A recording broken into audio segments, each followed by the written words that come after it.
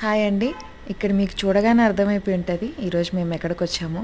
Weekend అని అలా బెంగుళూరు నుంచి ఒక 3 అవర్స్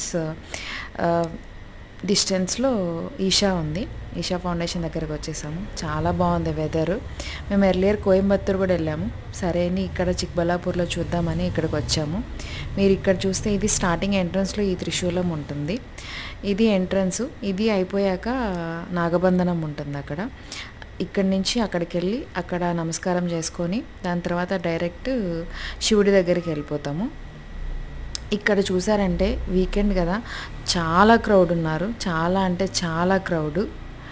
మేము కాకపోతే ఇక్కడ చాలా ఫ్రీగా ప్రశాంతంగా చాలా మనశ్శాంతిగా ఉంటుంది. మీరు ఇక్కడ చూస్తే నంది దగ్గర నుంచి శివుడు చాలా బాగున్నారు.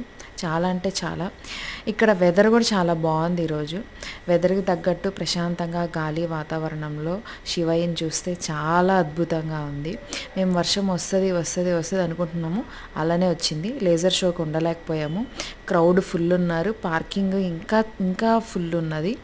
సరే అని ఇంకా వర్షం స్టార్ట్ అయ్యింది, కొంచెం తగ్గాక చూసుకొని వచ్చేసాం.